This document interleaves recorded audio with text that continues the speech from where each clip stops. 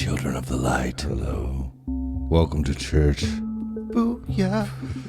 We've got a love story. Aww. A love story. Yeah. Today. That's cool. I like that. It's between a man and his two sister wives. You fucking asshole. What? Got me again.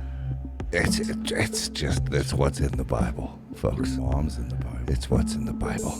You're a jerk. She rents him out for some fucking mandrakes. So, like, fruit? She pimps out her own husband for some fruit. This is in the Word of God. What the fuck? Don't take my word for it. Let's read it.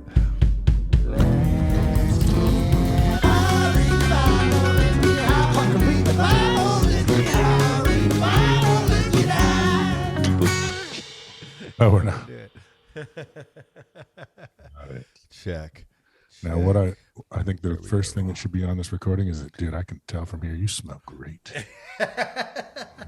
Thank you. Yeah, I'm freshly showered. Now, the other thing that I thought of regarding Sodom and Gomorrah was that maybe, you know how it's back to back with Lot and the daughters, and how maybe it's intention that is so concerning to these beings, you know, where it's like, you know, the Sodomites, we can call them that now because they're fucking dead, because they got fucked. You know, they knowingly wanted to do those fellas harm, but the daughters of Lot were thought that was the end of the world, and that the only way to keep the race going was by doing what they were doing. Yeah. It doesn't explain the wiping out and the noxious gas and brimstone. Yeah. So, like, you're saying that God was seeing their intentions. Well, yeah, but the thing is also that he can't read minds. Let's call them they, because we're talking about beings, plural. Yeah. Okay. I think we, you know, the other thing I thought of, I think we need to start like, what do we believe so far? Oh, What are, you know, like, not writing out the mission statement, but cobbling it, starting to, like, we believe there were divine beings. The Bible says there were divine beings on this planet, and we choose to believe that. The Bible says they procreated with human women, and that there were offspring, and we choose to believe that some of us have that divine blood still coursing through our sick and twisted veins. And we would not be the first Christians in history to believe this too. Don't call me that.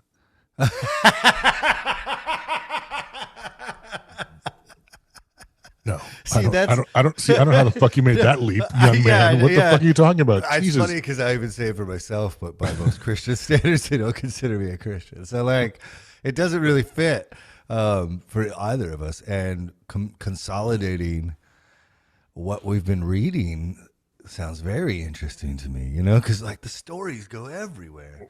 And so, what are we actually believing that they're saying, you know? What's our takeaway? What is our? We're gonna it's called. What do you do when you crunch the numbers? You synthesize. Okay. We're synthesizing this information. Yeah. We're gonna and boil what it do we down. believe? Because doesn't, like, you know what else? Another thing I thought of is that I think that when I texted you, how does the word dream? Yeah. Did you get back to me? No, because it was all dreams. All the passages I looked up were just like someone dreaming. It wasn't anything out of the ordinary. And but they're always like, what, like, fell asleep and had a dream? Yeah. So, I mean, you know,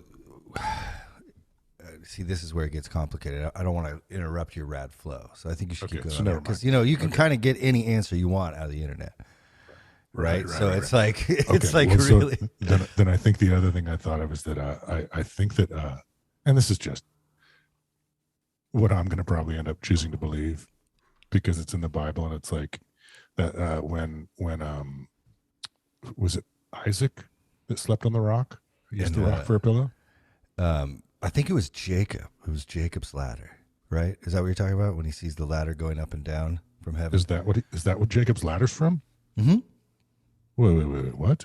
Yeah. How come it doesn't say that? Well, that's just like the nickname the story gets over time. Some Bibles will say it, like at the top, they'll sum up like, groups of paragraphs. Oh, Say yeah, we Jacob's did. ladder. And so, and Jacob is Isaac's son? Yeah, yeah. Okay. Uh-huh. But first of all, I think we have to say that, like, from the words, it's obvious that Sarah didn't get impregnated by Abraham, right? That's No, obvious. yeah. That's not how it happened. It doesn't seem to be. Because Abraham was Couldn't do it. impregnated. No, he was impregnating other people, definitely. But She not couldn't do it. her. Right. Well, that's what I'm saying. But they couldn't do it. Mm-mm. As a couple, they couldn't. And then the trilogy God takes show note. up Yeah. a year later. Trilogy. You're welcome. Copyright, trademark. The trilogy show up, and then dude, not the Lord, Yeah, but no, not the other Yahweh. lords Yeah. says, so how likely is it that it was Yahweh and Elohim at the same time? Oh man, I think it's pretty likely. It could have been in their little story. That could have been, A couple of dudes. I mean, rolling yeah. around. Who's Kanye West gonna hang out with? The next biggest fucking thing, Fucking So it's Jay-Z, like, right? Yeah, exactly. So it's So like it's Kanye, it's Jay-Z, Yeah. and it's fucking Tupac. No. Biggie. I think what it is it's probably let me get this right. God damn it. Q. It's Kanye, Jay-Z, and Quincy Jones. Oh, okay. Okay. Okay. And Flashes what it's been of Quincy. synthesized down to is that Quincy Jones is God, motherfucker. Those other two are mere mortals. Amen. All right. So it's like Amen. right. So it's like it's that sort of thing where it's like that's who's rolling around. And I think for the duration of the rest of our whatever, doesn't matter. But so No, I love this shit. yeah. I think that Jacob's ladder. So okay, so we're going that far back. I think it's important that we nail down into what we believe is that Isaac, the son of Sarai, and 1/3 of the trilogy Mm-hmm. is Nephilim. I mean, I like it. I don't like see how it you could see a it. lot. I don't see how you could see it any other way. It wasn't a divine. It doesn't. One of the fixers, one of those dudes, doesn't have to come down and tell Sarah, "Hey, I know God came down here and do this thing with you." Mhm. There's none of that, like with Mhm. the Virgin Mary, the young woman Mary, right? Yeah. Yeah. Yeah. And did you have you seen Snatch? Oh, like almost every night. I still watch it. Okay, yeah. So so Benicio del Toro, Yeah. as he's walking into Casino. in to rob the diamond Mhm. place, Mm-hmm. he's telling the story about how the whole Christianity Yeah. it was a mistranslation. Yeah. great. Totally. Yeah. Yeah. So Isaac is Nephilim, which means Yeah. that whole line, basically, he's the Isaac and who's his half brother, Esau. right? Yeah, Yeah. Mm-hmm. from the From the Isaac. servant? Mm-hmm. From the servant. Yeah, No, Isaac, Ishmael. Sorry, I was thinking about Jacob Ishmael. already. Yeah, No, Ishmael. No. Mhm. So Isaac is Nephilim, and so Yeah. that whole line. That's why Judaism, if that is the birth of Judaism, or if that's the lineage, that's where they're chosen. Dude, check out how right I think you are, because All right. the Checking. this next chapter that we go into, these next two, is all about Jacob and every kid he has. So Israel back in the day was made up of 12 different tribes, and each one of these tribes are named after like a really great man of renown. There's like Levi and Judah, and they're all over. Every kid he has is the father of those tribes. Every kid. So like That makes Dan, sense. Naphtali, all of them, they end up becoming Israel. Carl. Yeah, they're all named too. So yeah, so I think you're right. Like, and maybe that's exactly what the author is trying to get at. Is like, Yeah. these are the chosen fucking people of God. Okay, and the other part is that I am going to, for me, I believe now that, ready? Okay. That the stairway, like how we were talking about how come they were around, they were here, right? They were here. They were coming up and down, it says, right? They were here. They were wandering around. They couldn't see you. They couldn't read your mind. They couldn't see through walls. They had to go check stuff out. They got reports. Okay, I'm They following. would get reports. Yeah. But they couldn't they weren't omnipresent. They weren't all knowing, all seeing, but they were fucking here. And they were wandering around, and we looked just like them. Not, you know what I mean? We were made in their likeness. I don't know what the likeness or image means, but yes, I'm saying yes to everything. Right. Okay. Yeah. So I think, and the fact, and my take is that they're not here anymore. Doesn't feel like it. Doesn't feel like it. Hasn't felt like it. In a while, right? Long. Yeah. I think maybe I think the stair of Jacob's ladder is a wormhole that they opened up and came here. And I just want to say, is that crazier than some of the other batshit thing that they taught you when you were, living in the woods, segregated from society? Yeah. Like, how much crazier is that? It's a fucking wormhole. It's not, I'm not saying literally pretty much the same. Okay, that's the weird part. Honestly, I would argue it's more rational. I would agree. And so, and that's my other spot. And so I'm having a hard time because I had to call you to talk me off a ledge this week, which we broke our rule, right? Because Well, I think that's important I think you were completely on rude. point. Yeah. Well, you don't want to be rude. No, I think you can call me about stuff like that, where it's like you're having an existential crisis about your energy flow. Yeah, and about, because it's related strictly to this. And doing this podcast has opened up this whole area of my life where I get sent a lot of books by a lot of people, and I try to be respectful, and I read them. But, like, when it comes to the mission statement and our standpoint on all these issues, I am like, I don't know if I could be anything but agnostic for a little bit here, at least the next 10 months. Because, like... And agnostic means what, again? I don't know what I believe about any of this shit. I'm having a hard time. Because, it's hard to chew on, man. It's hard to chew on. And I'm not trying to be, like, a dick or, like we said this before. When I say that, I'm trying to be objective. I'm trying to look at these stories with the combined knowledge of my experience. And, I still spend 30 minutes to an hour in a day, And, like... I did a lot less this week. You talked me off that too. I didn't go crazy. Well, I you think do hear what I'm saying, so I don't know if I can boil it down yet. I think that your the depth of your immersion is not always helpful for you to to find the true horizon for yourself. You know what I mean? It's like more is not necessarily better for you at this point. Know. It's dude, it's so like, even with like, so I'm just, I can't, I'm weird, but like working out, I'll like, when it says to do it 12 times, I'll do it like 200, and I don't look any better after that.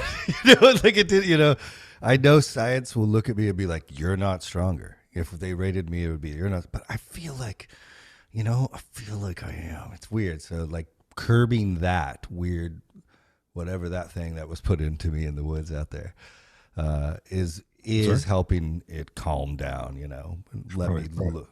Probably shouldn't use that sort of terminology. What I'll put into me in the woods. No, it's perfect. That's what it feels like. It's fucking god damn it. And Stockholm Get it out of me. syndrome. It's burning. Yeah, like, because, the worst thing that I think I could do is, come at these things that emotionally, come at this book, come at our statement of faith, come at what we believe or what we're saying this is saying with that. I mean, you can't help but have the baggage there, but I at least want to get rid of the petty arguments. I at least want to get rid of anything that doesn't hold weight. So I kind of, on this podcast too much, try to uphold like fundamentalist views or say, well, this is what they would believe. And sometimes I just like slip into it. And it seems like that's my opinion. But it's like I'm really completely dumbfounded by this shit. I have no idea what this is. It's not like, there are things in life that are real easy to swallow. Yeah. You know, like the east sun coming up in the east and setting in the west. It's like that's like tenderloin. Sunrise. That like, tender. Just a couple bites and down it goes. But this whole Bible shit's like a big mouthful of gristle, man. It's like it tastes strangely okay, but I don't think I should swallow this whole. I've been chewing for 20 minutes. I can't seem to get any purchase on this thing, man. It's like, I mean, I'm not saying I'm not enjoying it, but you want me to swallow this thing? It's the This weirdest. is going to stick in my fucking colon, man. And like, I don't know. Just like we're trying to wrap up this last chapter here, or this, wrap up these last experiences we've encountered. And they're like, there's literally a fucking gateway between the earth and some other realm that beings are walking up and down. We've got and I think incest. saying, did they say walking? Like they're traveling up and down, right? Yeah. They're whatever. They're coming back and forth. Walking is a weird assumption, or like Yes. I don't think the words say walking. It just says they're coming back and forth. Whatever. I don't know. And this is the point we're getting in. Even the way we're discussing it, we're reading in this JPS version, which is like the Jewish Publication Society rendering that's of good, these things. right? I like it, because it's what Jewish people read, and we're reading a Jewish book, and Christians everywhere just borrow Judaism and act like they know anything about it. It's so much more. It's a completely different religion. Like it's a completely different religion. I want to call my, my son's great grandfather is alive and is a head of the Jehovah's Witness Church in San Francisco, in the north in the Bay Area. He's got Prince up in that bitch. Then. Well, still. Yeah. But a different chapter, I suppose. But but in he, and now that I've got a little, I'm like, hey, you familiar with Genesis? Because he was talking about, whatever. I just I kind of want to, but not to be a dick or be like throw it in his face, but just really kind of what's your, what do you do you cherry pick? Are you cherry picking, or are you? They don't. In fact, this will be a fun sentence to get clipped up. When it comes to Bible believing Christians, if you are someone that reads and takes the Bible literally and you're trying to live that out, I don't think you get any better. There's one better than Jehovah's Witness. Jehovah's Witness are the best. They don't celebrate shit. They don't care about shit but Jesus. Only 144,000 get to go into heaven anyway in the end. There's them and then the Westboro Baptist Church. The Westboro Baptist Church do it way better. They are living the Bible literally. But how many Westboros are there? There's one. I mean, how many parishioners are there? Oh, they're a huge family, and they're all super smart. They're all lawyers and shit, so they take it very seriously. They live that life. I disagree with their life. I think they suck. And I'm just saying, but how many are they're not on the same level as Jehovah's Witness? No, not with size. If you can, no, not even close. But But you see such derision, and as we're reading this book, it's like this is a fucking soap opera. Like what we're about to get into is literally like, I don't watch that shit, but isn't there like The Bachelor? Where do they give people roses or kick them off an island? Like these next stories in Genesis are like straight up like a reality TV dating show. Like, and this is what they call the holy word of God. Dude, we read so much last week. Well, we had to get through it was pretty boring. Are we at 28? We are. So I was going to do 28 if you want to do 29. Okay. You want to do that? Because this one has the weirder names. So let me take a hit.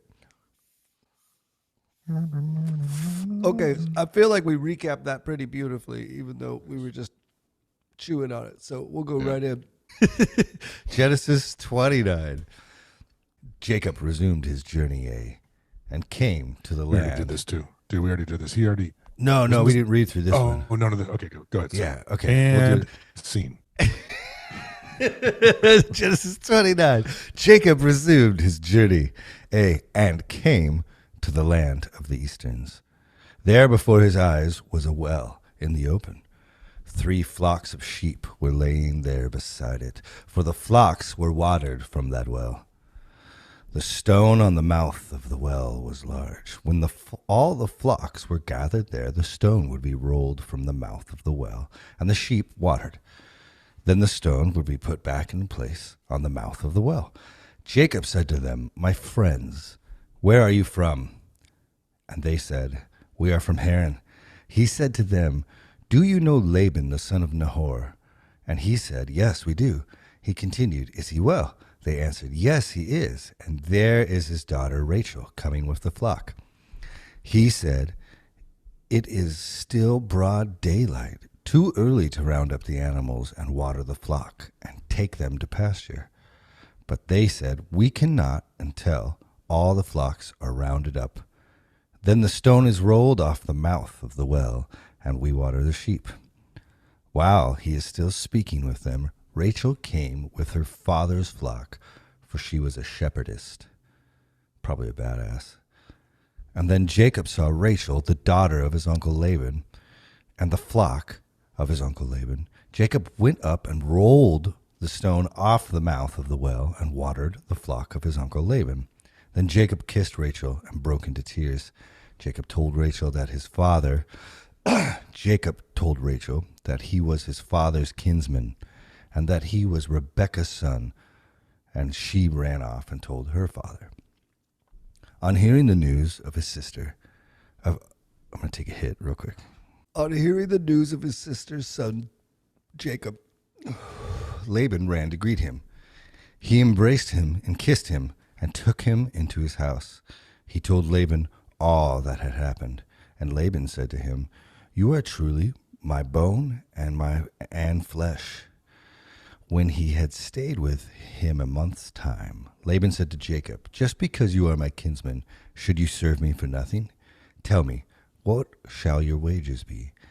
Now Laban had 2 daughters. The name of the older one was Leah, and the name of the younger one was Rachel. Leah had weak eyes. Wait, who's Rebecca's their mom? Is Rebecca their mom, or I think Rebecca's Jacob's. That's Jacob's.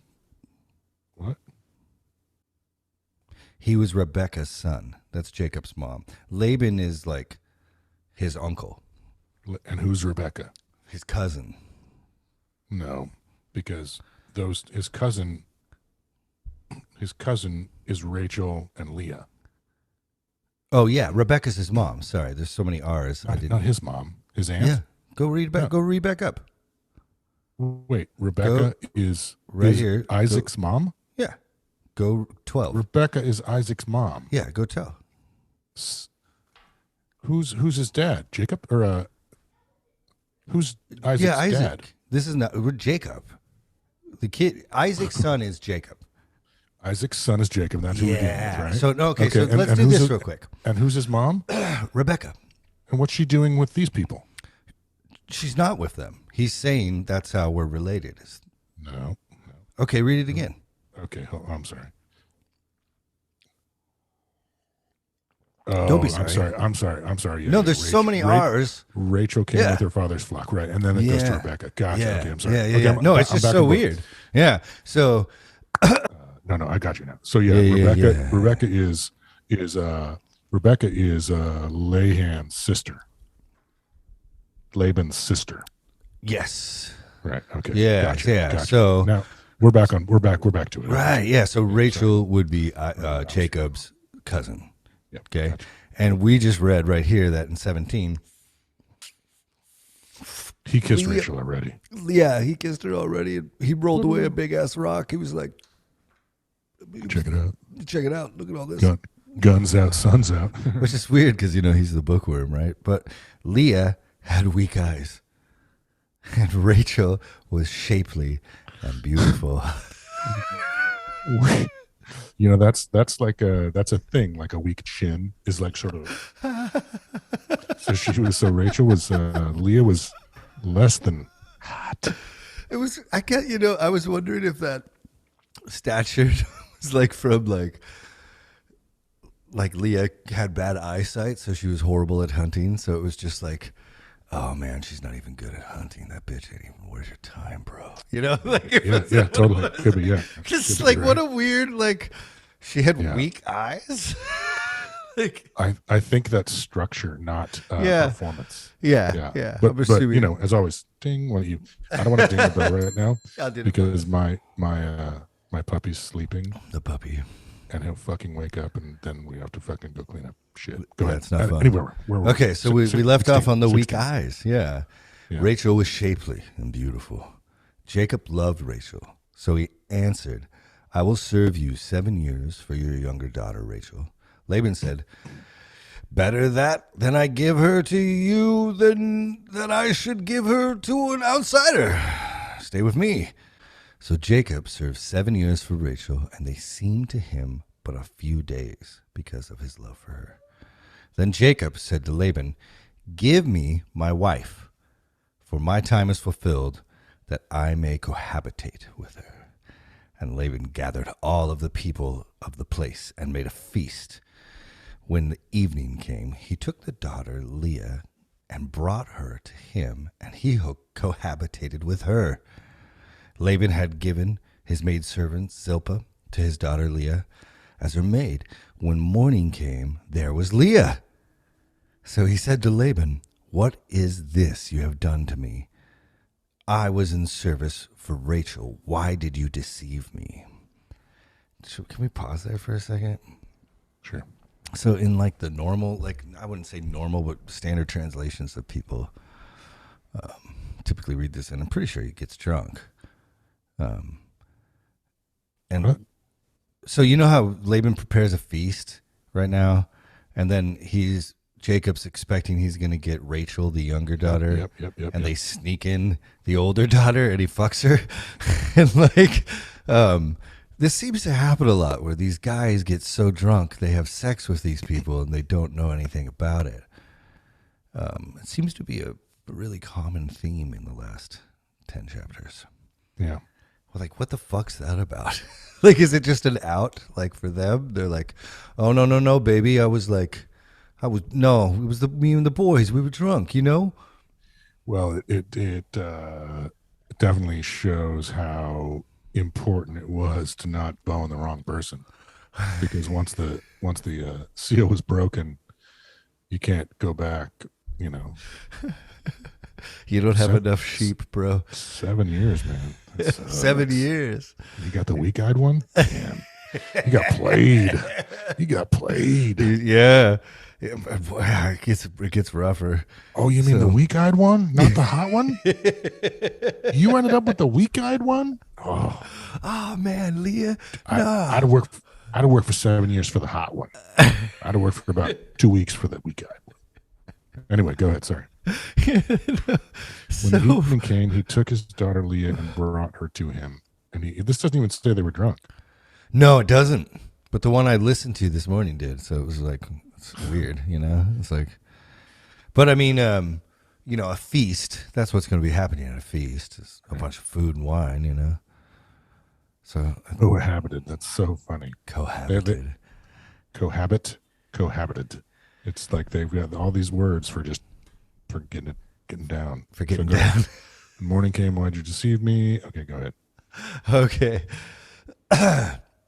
Laban said, it is not the practice of our place to marry the younger off before the older. Wait until the bridal week of this one is over, and we will give you that one too, provided you serve me another 7 years. Jacob did so.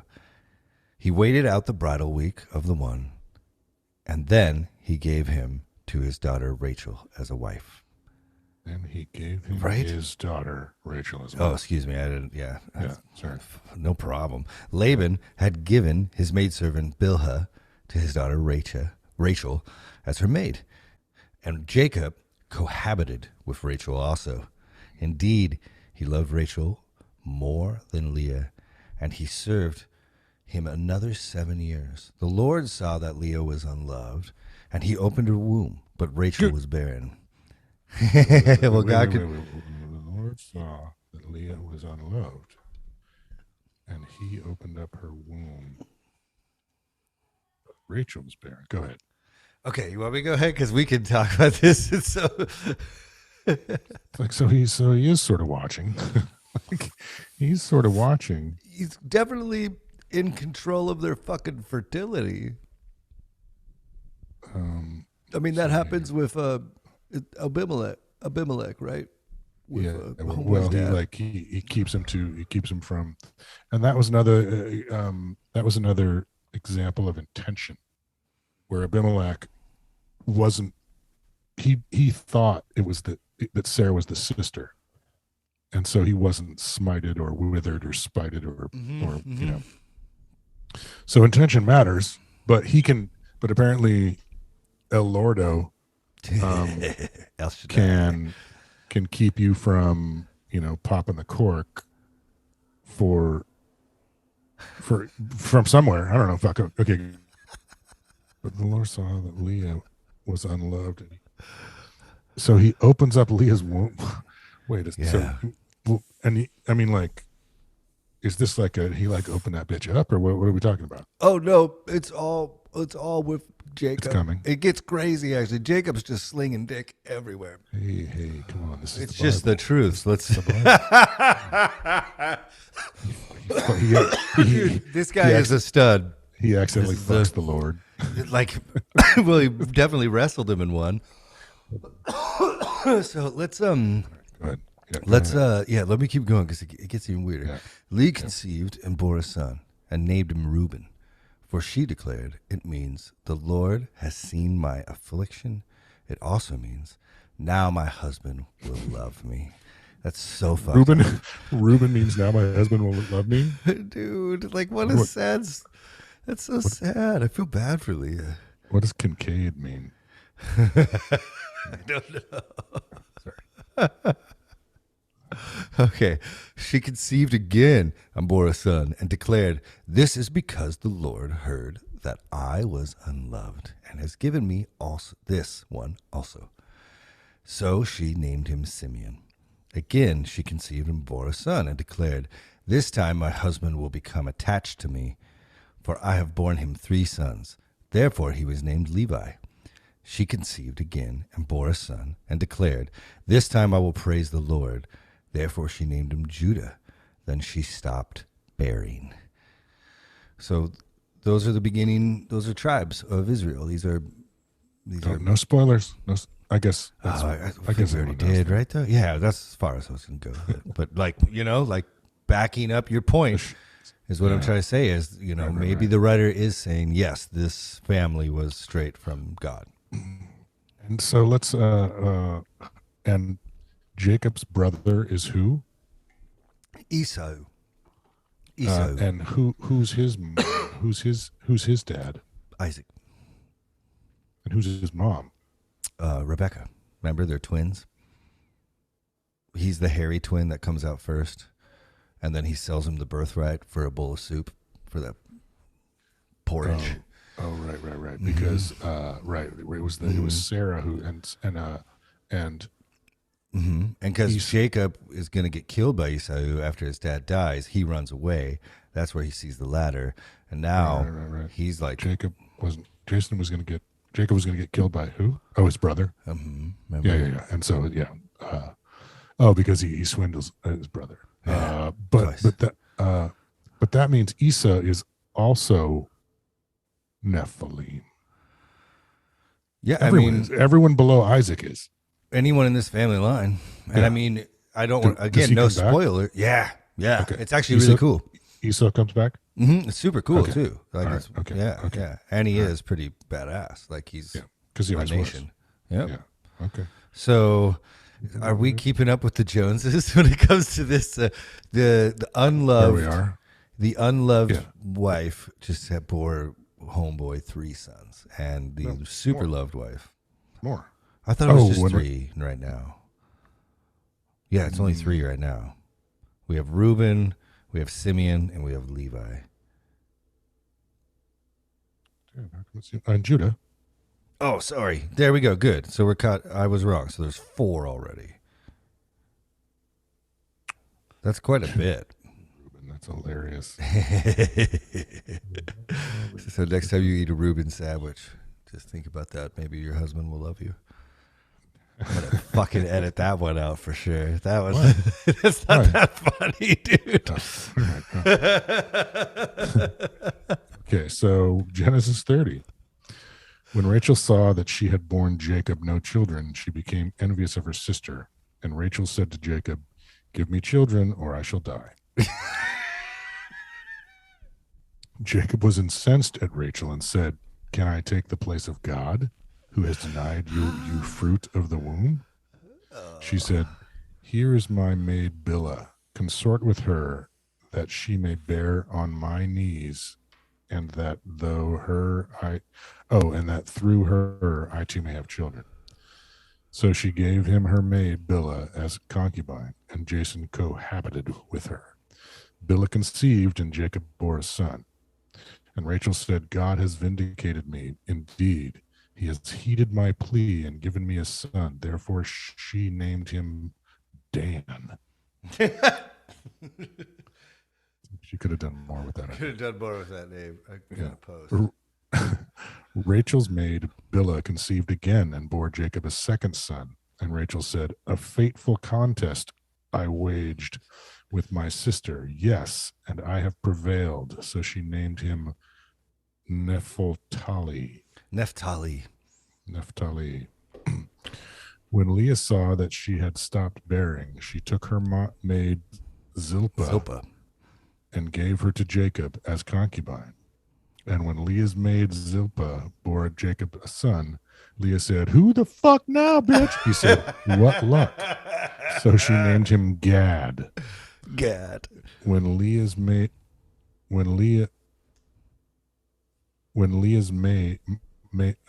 Zilpah bore Jacob a second son, Leah declared, "What fortune," meaning women will deem me fortunate. So they named him Asher. Once at the time of the wheat harvest, Reuben came upon some mandrakes in the field and brought them to his mother Leah. Rachel said to Leah, "Please give me some of your son's mandrakes." But she said to her, "Was it not enough for you to take away my husband, that you would also take away my son's mandrakes?" Rachel replied, "I promise he shall lie with you tonight in return for your son's mandrakes." Wow. I told you. This guy is in high demand. He's like literally a commodity right now. Yeah.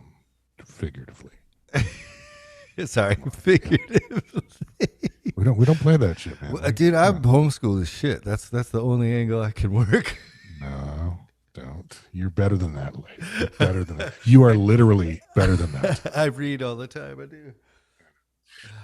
When Jacob came home from the field in the evening, Leah went out to meet him and said, "You are to sleep with me, for I have hired you with my son's mandrakes." And he lay with her that night. God heeded Leah, and she conceived and bore him a fifth son. And Leah said, "God has given me my reward for having given my maid to my husband." So she named him Issachar. When Leah conceived again and bore Jacob a sixth son, Leah said, "God has given me a choice gift. This time my husband will exalt me, for I have borne him 6 sons." So she named him Zebulun. Last, she bore him a daughter and named him Dinah. Now God remembered Rachel. God heeded her and opened her womb. Dude, seriously. Dude. She conceived and bore a son and said, "God has taken away my disgrace." So I'm saying that I'm just not comfortable with this God opening the womb business. He's totally in control of it. Like they're not saying that like so that means that each one of these ones that he, like they say when they're bearing a son, Mm-hmm. and they say when God's opening the womb, And they say when it's a girl too. So and those, I'm just saying that those are different. That process Mhm. is not the same process. So it would so the ones that were opened by God's womb are, again, they like that's that doubles down on the Nephilim bloodline. Well, yeah, I mean, I just take it as this God, whatever they're writing about, is obviously in control of fertility. So I didn't take it that way at all. I'm assuming back then when they're writing this, it's to show that Yahweh will either give you a son or not, close your womb or not. You know, they keep referencing it over and over. It's just over and over and over. And like, you know, even Jacob's like, is it my fault that God did this to you? Basically, you know. I'm saying that, like, that it just stinks of opening the Virgin Mary's womb. Totally. No, I keep leaning that way more and more and more. Well, and just, I mean, they. It's yeah, weird, I'm just right? saying that it says in the beginning. It says like 24 chapters ago that gods were putting it down. That's all I'm saying. So anyway, right. she And conceived and bore a son. now God also, but like he's definitely in control of fertility, right? We're agreeing with that. No. He has control, but he's not. I'm not saying. I don't think that he is. I think he can do that, but I don't think he's in charge of like every one of these. That's what I mean. Like, why wouldn't they say he opened her womb every time if he didn't? There's like there's only like 3 of these where it says he opens her womb.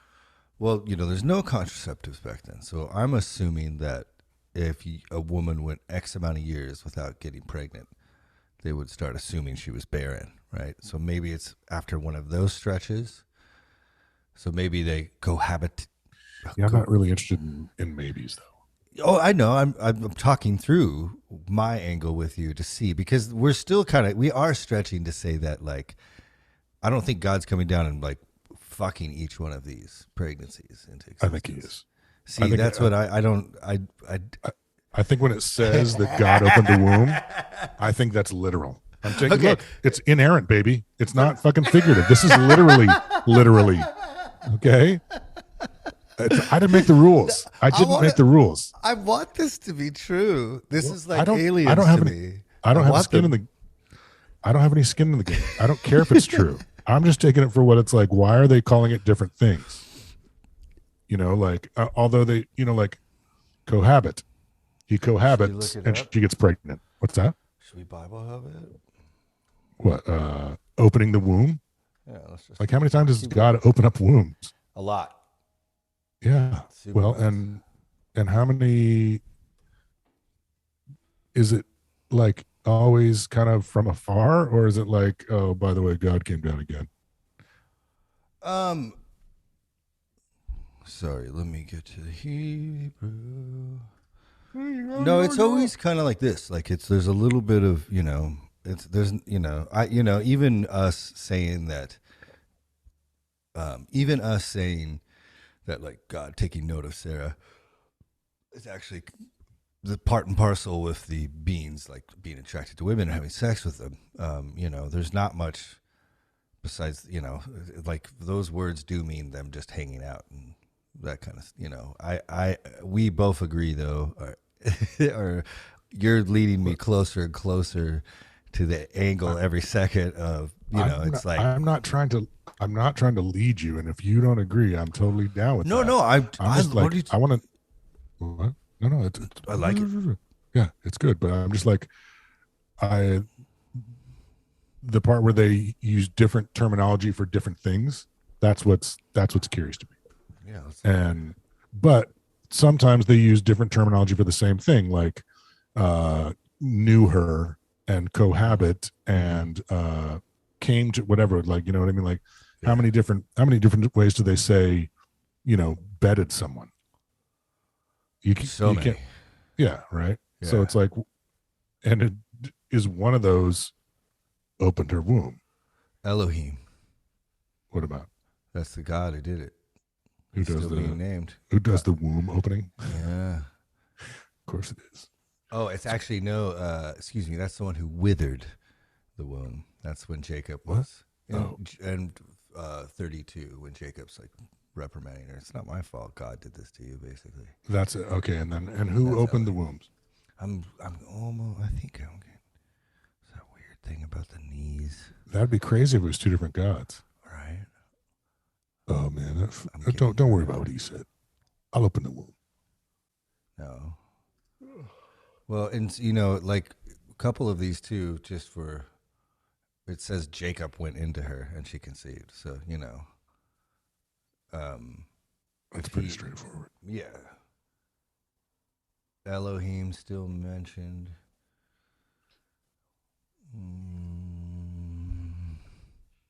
And conceive again. And okay. So it's still Elohim doing all this shit. Okay. So now God remembered Rachel. God heeded her and opened her womb. She conceived and bore a son and said, God has taken away my disgrace. So she named him Joseph, which is to say, may the Lord add another son for me. And Rachel had borne Joseph. After Rachel had borne Joseph, Jacob said to her, give me leave to go back to my homeland, my own homeland. After Rachel had borne Joseph, Jacob said to Laban, give me leave to go back to my homeland, my own homeland. Give me my wives and my children for whom I have served you, that I may go, for well you know what services I have rendered you. But Laban said to him, if you will indulge me, I have learned by divination that the Lord has blessed me on your account. And he continued, name the wages due me, and I will pay you. But he said, you know well how I have served you and how your livestock has fared with me. For the little you have before I came has grown to much, since the Lord has blessed you, wherever I turned. And now, when shall I make provisions for my own household? He said, what shall I pay you? What shall I pay you? And Jacob said, pay me nothing if you will do this thing for me. I will again pasture and keep your flocks. Let me pass through your whole flock today, removing from there every speckled and spotted animal, every dark-colored sheep, every spotted and speckled goat. Such will be my wages. In the future, when you go over my wages, let my honesty toward you testify for me. If there are among my goats any that are not speckled or spotted, or any sheep that are not dark-colored, they got there by theft. And Laban said, very well, let it be as you say. But that same day he removed the streaked and spotted he-goats and all the speckled and spotted she-goats, every one that had white on it, and all the dark-colored sheep, and left them in the charge of his sons. And he put a distance of 3 days' journey between himself and Jacob, while Jacob was pasturing the rest. Oh, Laban did this shit? Jacob did this to Laban. This is his deal. Like, give me all the shitty sheep, goats. I don't know, but what it's saying is but that same day, Laban, removed all those ones. He's not a good guy. And he took them all 3 distance away from Jacob. Yeah. Dude, he's not a good guy. Well, he's the one that switched the wives and then got 14 years instead of 7, he's not cool. Jacob then got fresh shoots of poplar and of almond and plane and peeled white stripes in them. The rods that he had peeled he set up in front of the goats in the troughs, the water receptacles that the goats came to drink from. Their mating occurred when they came in to drink, and since the goats mated by the rods, the goats brought forth streaked, speckled, and spotted young. Oh, he's gaming it. Got it. Yeah, dog. But Jacob dealt separately with the sheep. He made these animals face the streaked or wholly dark-colored animals in Laban's flock, and so he produced special flocks for himself, which he did not put with Laban's flocks. A lot of flocks. A lot of flocks and a lot of time spent. This is a whole breeding cycle. Yeah, and like, yeah.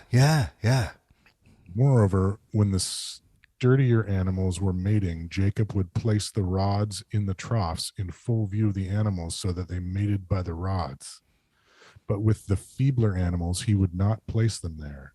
Thus, the feeble ones went to Laban and the sturdy to Jacob.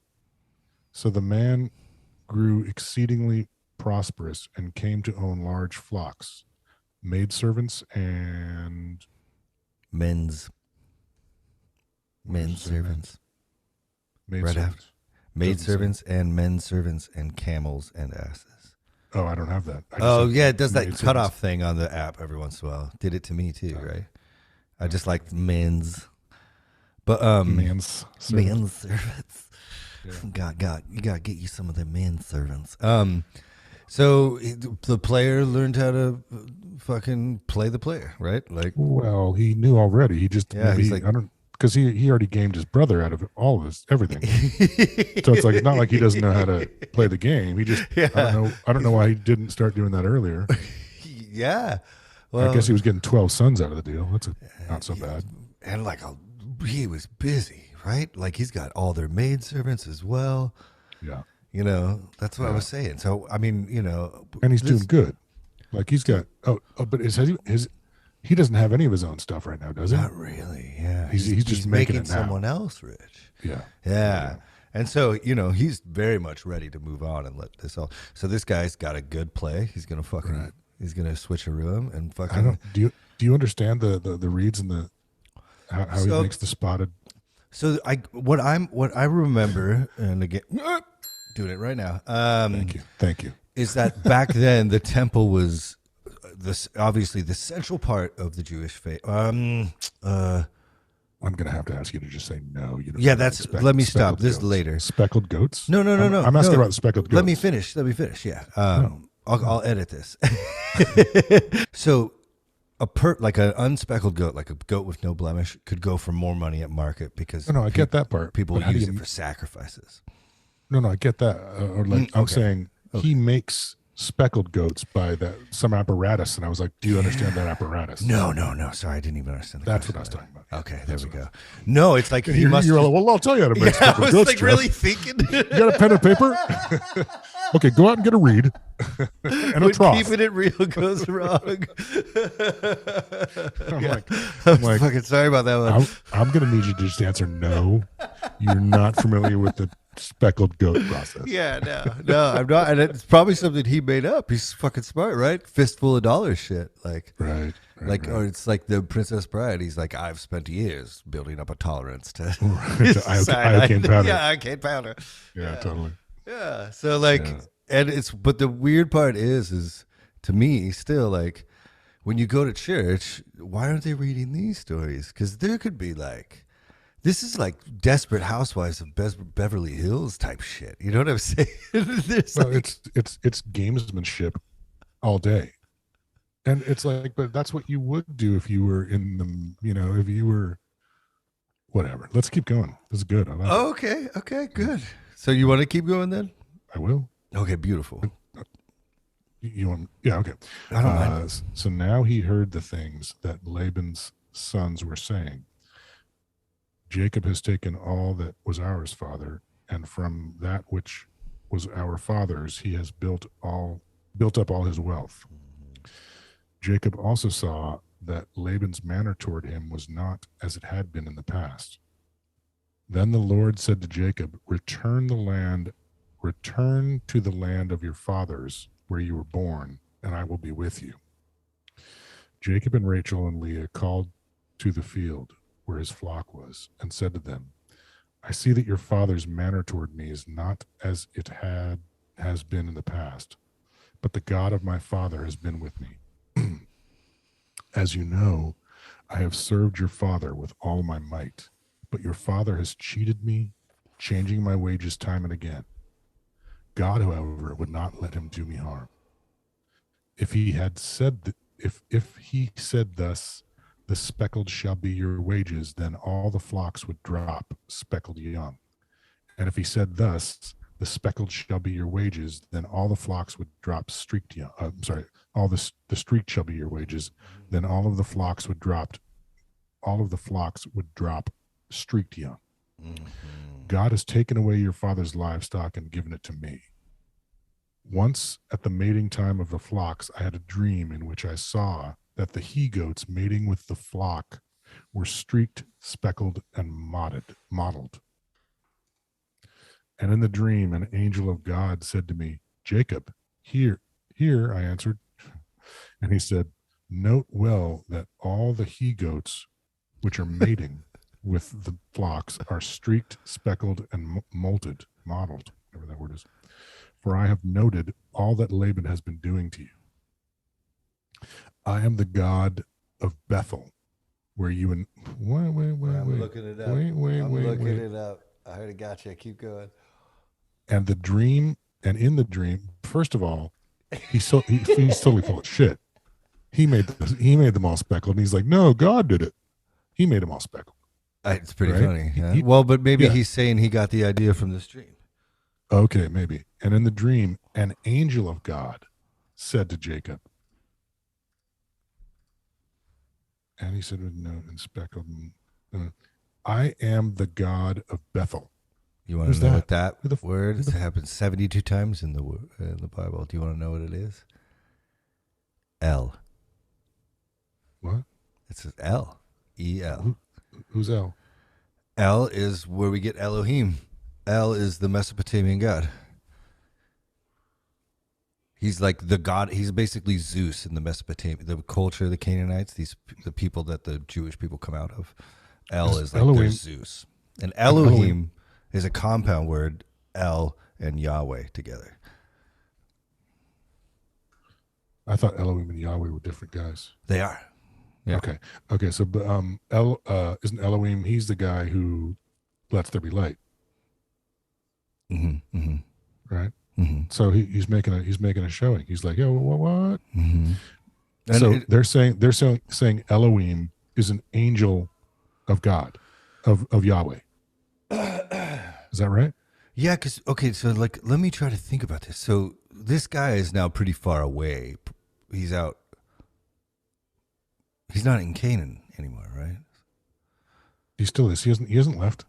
He's talking to he's still serving Laban. Okay. But your father, he says. Okay. No, torpedoes my whole idea. So he went to Jacob and Rachel and Leah called to the field.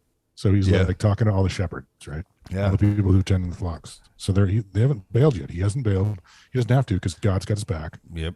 But he says he has this dream where Elohim comes to him. God. So let me look it up again. It's right in front of me. God, the God. So I couldn't read this very much, but Ha'el bit El. So it's like the God of Bethel, but he's basically just calling himself God over and over again. But this passage is saying that Elohim, who is the God of Bethel, is an angel of Yahweh. You know, it seems to be. It seems to be. I feel like we need like an ancient Hebrew scholar next to us to ask this shit. I think that's the only way we could get there, right? Sweet. But like G-O-D, capital G, lowercase O-D. That's Yahweh, right? No, that's El. What? Yeah, Lord is Yahweh. And in the dream, so he's talking. Okay, so when they say God, that's Elohim. Yeah. And when they say Lord, that's Yahweh. Yeah, usually all capital. So and sometimes they go Lord God, if you notice. Sometimes they'll say Yahweh. And who is that? Elohim. Who is Yahweh, Lord God? Elohim. It's just Yahweh and then Elohim. It's just both names. Fucking bullshit. Okay. Well, then that shoots my theory out of hell also, because they're saying, and in the dream, an angel of God, an angel of Yahweh, or an angel of Elohim comes to him and says, I am Elohim. Yeah, the only other thing I can think of is that maybe like because there's that thing again though, where it's like in the dream, angel said to me, Jacob. Oh, I'm here. Here. I am. Who the fuck? What are you hiding from in your dream? The fuck is this, He's just man? like, hi, over here. Hey. You know, it's like, what Oh the shit! I thought you were this. I thought you were this porcupine. My bad. Yeah. Okay. Street speckled lady. Okay. I am the god Bethel, where you anointed a pillar and where you made a vow to me. Was that the where he had a rock for a pillow? I believe so, right? Yeah. I am the god of Bethel, where you anointed a pillar and where you made a vow to me. Now arise and leave this. Now arise and leave this land and return to your native land. Okay. And he said, note well that all the he-goats are speckled, blah, blah, blah. And I've been doing for you. I am, wait a minute here. Okay, but one thing we haven't brought up is it's still a very personal God. Like, we don't know if he's fucking them full on, but he's doing something with their fertility. And he comes to him in dreams, and they're like, hey, right here, Bob. You know, like, they seem to know what he looks like. They seem to... the mating time of the flock. Oh, God has taken away your father's livestock and given it to me. Once, at the mating time of the flocks, I had a dream in which I saw that the he-goats mating with the flocks were streaked, speckled, and molted. And in the dream, an angel of God said to me, Jacob, here. I answered. And he said, note well that all the he-goats which are mating with the flock are streaked, speckled, and molted. For I have noted all that Laban has been doing to you. Mm-hmm. I am the God of Bethel, where you anointed a pillar and where you made a vow to me. Now arise, leave this land, blah, blah. Okay.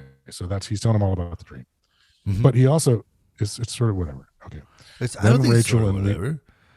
Well, no, it's I'm saying that he made that shit. Well, that's not how it says how that he built an apparatus that made the sheep and the speckled. Mm-hmm, mm-hmm. And then he's telling the field workers, the shepherds. This is what I feel too, right? And he's like, "Oh, God gave me the idea in a dream or something," you know. Like, but it doesn't seem to be from God. It seems to be from him.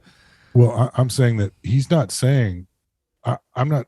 I don't think he's saying that God gave him the idea. I think he's just saying it was a miracle that God did. He's just like he's gaming. He's just saying everybody knows that God's with him. Everyone, that's not in question. I think he's just leaning into it and telling a little 4-cent lie. Yeah. No, I feel you. That's what I'm thinking. Some artistic liberties. Totally. Exactly. Yeah, I feel okay. it. 14? Then Rachel and Leah answered him, saying, have we still a share in the inheritance of our father's house? Surely he regards us as outsiders now that he has sold us and has used up our purchase price. Truly, all the wealth that God has taken away from our father belongs to us and to our children. Now then, do just as God has told you. Can you imagine having that many girls coming at you for child support? This guy's fucking the original Nick Cannon. Well, he hasn't divorced them though. No, but they're essentially like, where's the money, bitch? Where's the money for all our kids? Look at all these kids we have, And he's got how many? He's got concubines. He's got maidservants. He's got 2 wives. It's more of a joke. I guess it didn't land very well. Yeah. Well, so you're not being there. Yeah, because they're not. Yeah. Okay. Yeah, it was just more of a joke. Okay. Sorry. They're just like they're starting to turn on their father, right? Like, I think we should get out of here because what do we got here? We got he's nothing. a dick. Yeah, and it seems to be really well known through everyone, including God. So. Okay. Thereupon, Jacob put his children and wives on camels, and he drove off all his livestock and all the wealth that he had amassed, the livestock in his possession that he had acquired in Padam Aram. Yeah. To go to his father Isaac in the land of Canaan. Meanwhile, Laban had gone to shear his sheep, and Rachel stole her father's household idols. Jacob kept Laban and the Aramaean in the dark. Oh, Jacob kept Laban the Aramaean in the dark, not telling him that he was fleeing. and fled with all that he had. Soon he was across the Euphrates and heading towards the hill country of Gilead. On the third day, Laban was told that Jacob had fled. So he took his kinsman with him and pursued him a distance of 7 days, catching up with him in the hill country of Gilead. But God appeared, motherfucker. God appeared to Laban, the Aramean, in a dream by night and said to him, beware of attempting anything with Jacob, good or bad. Oh, shit. Laban overtook Jacob. Jacob had pitched his tent on the height of... Laban overtook Jacob. Jacob had pitched his tent on the height, and Laban with his kinsmen encamped in the hill country of Gilead. And so the height is a place. I'm assuming that like basically had him surrounded. Is what they're trying to say. Like he's up high on a mountain, they're in the valley around. No, because they wouldn't have capitalized height. Okay, yeah, so yeah, it probably is an actual or whatever place. Whatever it was, yeah. And Laban said to Jacob, what did you mean by keeping me in the dark and carrying off my daughters like captives of the sword? Why did you flee in secrecy and mislead me and not tell me? I would have sent you off with festive music and timbrel and lyre.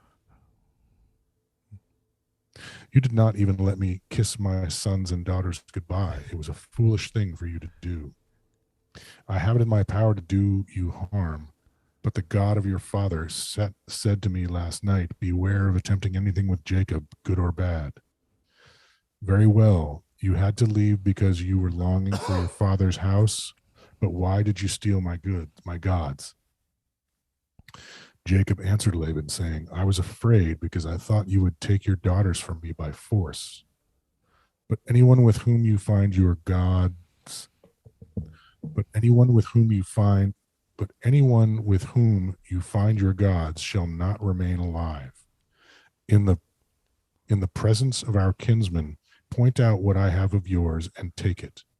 Jacob, of course, did not know that Rachel had stolen them. Oh, dear. Uh-oh.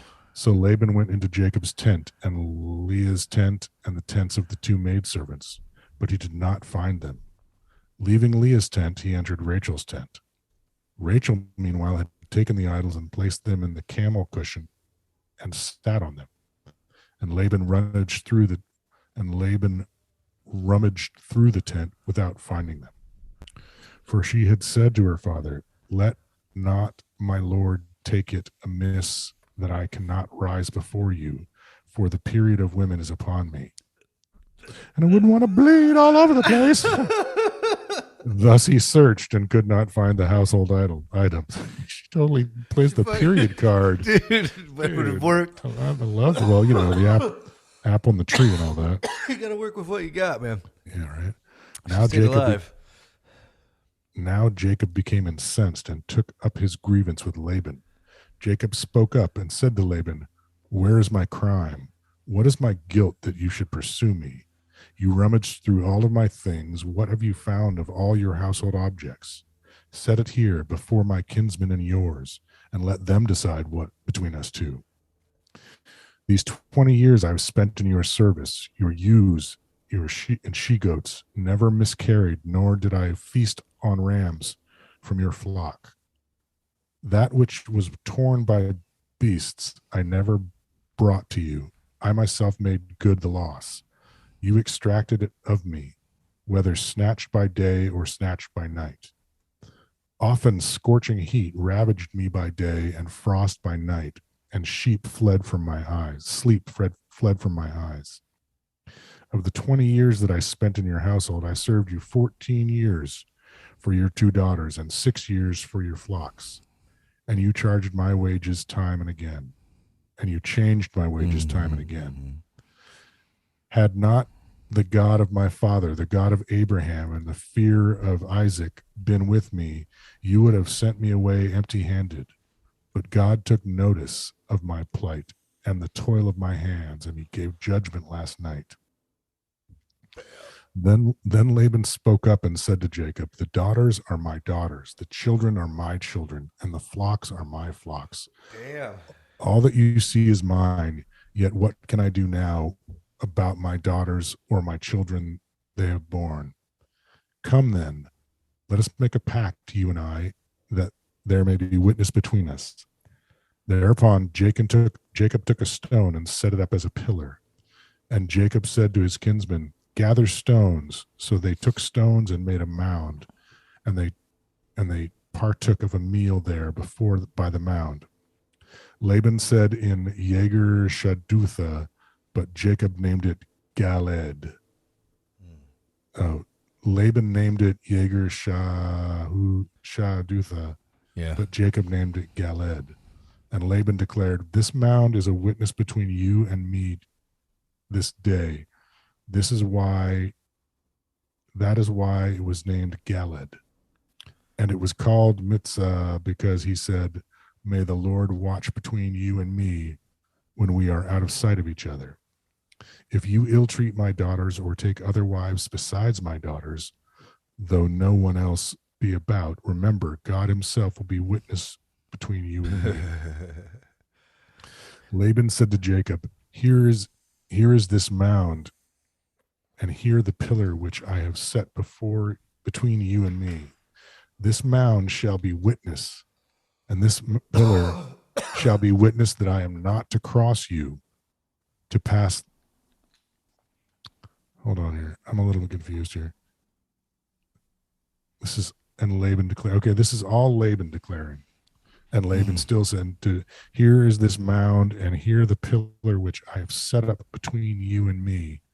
This mound shall be witness, and this pillar shall be witness, that I am not to cross to you past this mound, and that you are not to come to me past this mound and this pillar with hostile intent. May the God of Abraham and the God of Nahor, their ancestral deities, judge between us. And Jacob swore by the fear of his father Isaac. Jacob then offered a sacrifice on the height and invited his kinsmen to partake of the meal. After the meal, they spent the night on the height.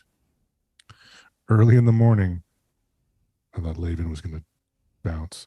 Early in the morning, Laban kissed his sons and daughters and bade them goodbye. Then Laban left on his journey homeward. Jacob went on his way, and angels of God encountered him. Oh. When he saw them, Jacob said, this is God's camp. So he named the place Mahanaim. What does that word mean? I'm looking it up. 32 what? Vaislak. 32-3? Vaislak. It's 32-3, yeah. Oh, I'm on 2. That's why. Did we skip through one? Did we start a new No, one? we We just did. kept, it's because the story's good, so you kept going with a beautiful Oh, voice. What word are we looking up? Vaislak. Vaish.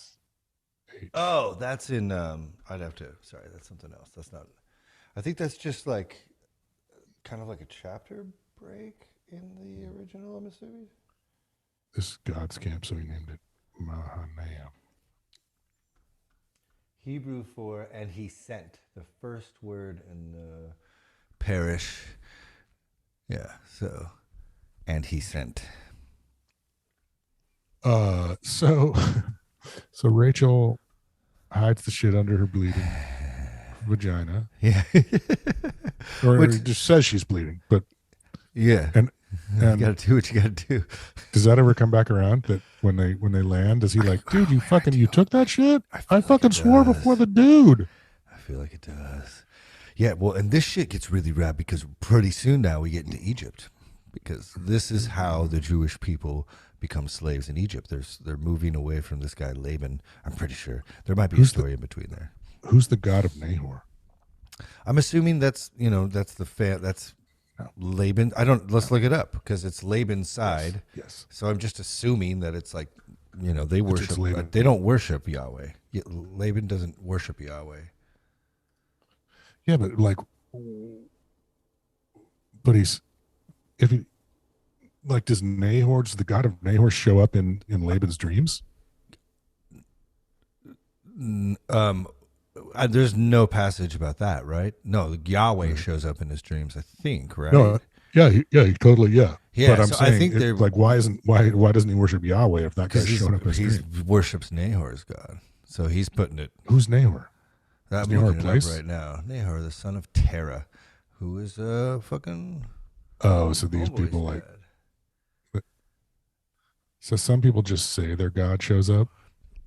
We've seen it. We've seen it a couple times now, and this is the most shocking of all this shit that I get to go through every week with you on this thing. The most shocking thing is when you grow up in a denomination, they kind of teach you how to read the Bible. So they skip over a lot of these things and they explain it by explaining other passages of the Bible, and it doesn't have any weight, doesn't fit together. But if you're going fast, it works, if you're looking at it from a distance, like driving quick, Right. So as you have tools more, I used to have like a Strong's and all these big thesaurus that I would open up. But now Bible Hub, I can look up all these names in the different translations. There's so many different gods in the Old Testament. Yeah. They're just like, and we're 30 chapters in, still seeing Elohim, Yeah. So it's like, it's the most shocking thing for someone who thought he knew a decent amount about the Bible, Because we're like breaking it down. We're not just like. Yeah, well, you just don't realize how rampant it is. You don't realize how spoon-fed you are, all your beliefs about it, And then when you start encountering the text more and more and more and more, you can start seeing the contradictions they say are there. Yeah. But then when you see it on Bible Hub in the original language, you can look that up. It's very fucking it's unnerving. Well, the other thing that I thought of since from last week or watching that thing was that and this can maybe sort of confirms it. There it says there's a bunch of divine beings. Mm-hmm. So and when they kick Cain out of Eden, Yeah. right? Well, I think they were all kicked out of Eden, but wherever they were, they kick him out of there too, right? Right. Well, they kick him out of it, and Cain says, "You have to mark me so that nobody will fuck with me." Mm-hmm. That was supposed to. That's the garden. That's like they get kicked out of the Garden of Eden to wherever they are. There's a bunch of other people he's worried about. So, maybe it was the super friends, or like we're saying, like the Zeus and all those gods were around, and they were like, it just got boiled down to not just one god, but one set of followers. Like so. Oh my God, dude! You know what I mean? Yes. Like each god probably had its disciples, or dude, keep going. That? And especially like it was coming down and knocking up women. So, Isaac, Cain, all of these Nephilim, they want to keep their name. Their bloodline's important because they come straight from a god. Right. Mm-hmm. Mm-hmm. Mm-hmm. Yeah. So this as you're saying this, can I tell you what I was seeing in my head? What? Like, imagine all humans' bloodline as like one of those shitty fair games where you shoot the water in and the horse races across. And then imagine all of those bloodlines starting with gods coming down and fucking different objects into consciousness. Yeah. And then they're just seeing which god wins out over time in some cruel Squid Games type. Yeah. Fucking yeah, totally. or like that's what life is. But even before that, though, because like they're like. Yeah, so there's got to be something before the Garden of Eden, because there's already people, or like that Garden of Eden is just one God. It's just Elohim, and he's kind of shuffly and old and kind of fucked up. So it's staggering that it's his story that has won out, because he's like Snuffleupagus out of the gate. Yeah, that's Yahweh Snuffleupagus, and he wins. Yeah, wins it all. Yeah, the whole thing. And so, like, even as you're discussing it's not over yet. It's not. The game's not quite over. I mean, don't like he's winning. He's definitely in the lead, but he's not the. Oh, But there's more. there's more stories. There's more Muslims than there are Christians, right? Dude, they might be right too. Who knows? I don't know. I've Well, never read the Quran. It's not about being right. It's about nobody's wrong. Like, Yeah, I like that. I like the Joseph Campbell angle. I don't know what that means. Have you ever read any Joseph Campbell shit?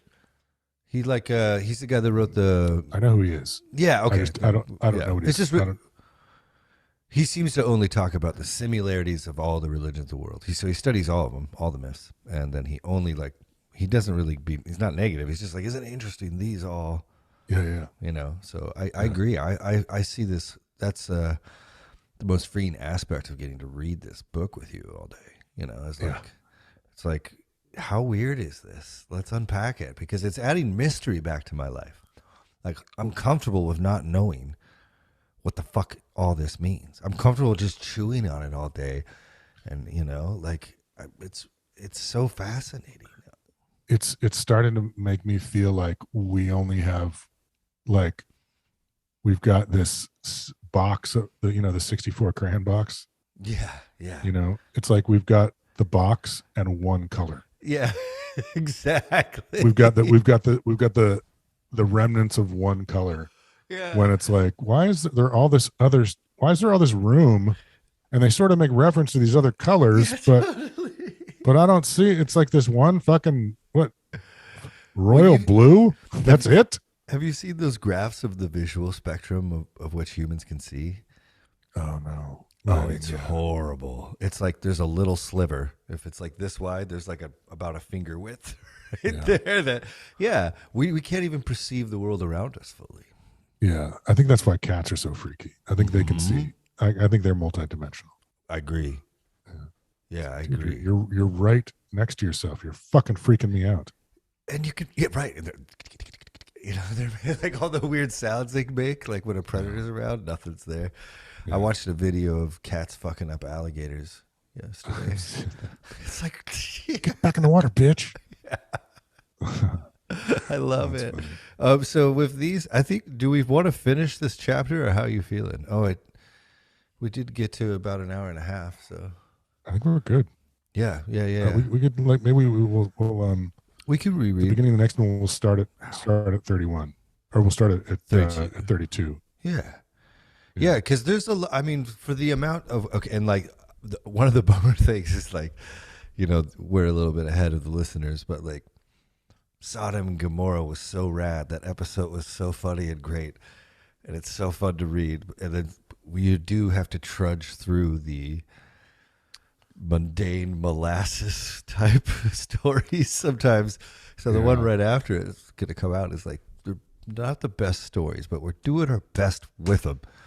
It doesn't have the sex appeal, or it doesn't have the rapiness, but it's still like, it's like we're reading the Bible. That's what we're doing. I heard that Jordan Peterson guy refer to the Bible's not a book; it's a library. Wow! It's not a book. That's such a better way to think of it. Yeah, I thought that was interesting. The other thing I wanted to say was that the thing about intent, and also the part where God was asking the Trilogy guys if he should show Abraham what he's about to do to Sodom and Gomorrah, because he needed Abraham to go blow his trumpet for him still. And so do we hide this from, like that sort of manipulative behavior and consciousness toward, like, being conscious of how your actions will be perceived by another being, that's not infallible. Like, gods are not infallible. They're horny. They can't control their impulses. They're made of flesh. They're that. I mean, that's foundational, right? But as far as their psyche, they have a psyche. They have a psychological disposition, and they're not these beings of light. They're not these advanced, like perfect beings. I just thought that was really fucking hilarious. It's crazy. We're It's trying to crazy. like, the thing is, you just fucking be good to yourself, like take it easy on yourself, because we're all part divine, and nobody's fucking perfect. Nobody's Yeah. fucking perfect, Not including even gods. Yeah. that whole nobody's perfect thing, that came from the gods. Hey, look, nobody's perfect. And I mean, I fucked her. maybe through reading this over and over again, we can arrive at some deductions on what it's trying to say, because maybe we can find a path to make our lives more like them, more godly, more. Well, I think the thing about this book, and I say it every week, and I'm going to make a believer of you, is it kind of teaches you, like, not the story. It's like the story of you. It's the story of men over time, And so, like, you can take a lot of solace. You can learn a lot from these lessons. You can learn a lot from these stories impacting you. Okay. We're not there yet. We're not there. This is all crazy. It's like, the problem is that, like, and again, you've read both these books and I haven't, but what it's teaching. So, I mean, I think it's actually the opposite of what you're saying. Really? I think well, it's not teaching you how to be it's teaching you that the best you can do is game the system as hard as you can. Take whatever you have and game the system with it. If you got a hot wife, pimp her out. If you're kind of a weakly dude, say that your dad is, say you had dreams and God spoke to you, even though you just fucking put this apparatus together to make dirty sheep. It's like, it's not cheat your brother. Totally fucking cheat your brother. And rough. If your mom loves you most, she'll help you. Yeah. It's like, it's not about, I've yet to see anything that teaches you how to be better by being a good person. I haven't seen any good people yet. Even Abraham is like, they start coming up. There's this guy named Joseph. He has this, like, really cool coat, and he's born. Is he a son of Isaac? Of Jacob. Jacob, and he's son of Jacob. Yeah, I believe. Yeah, he's born. He just got born.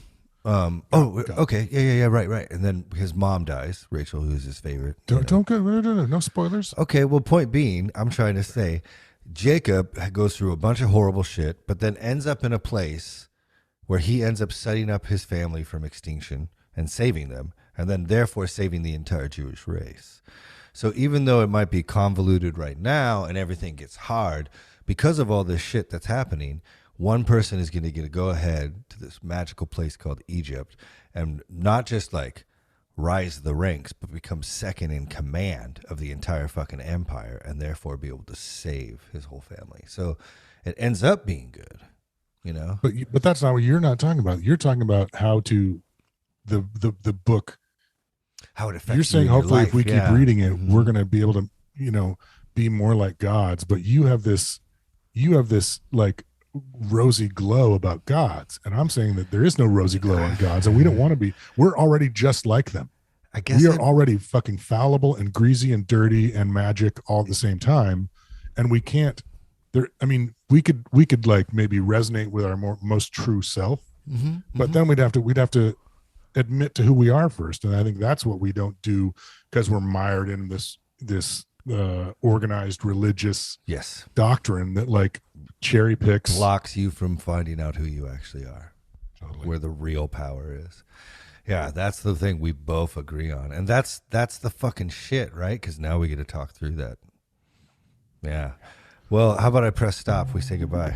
Yeah, sounds good, buddy. All right. Love you too, buddy. Bye. Around the world, we love you. Thank you for listening.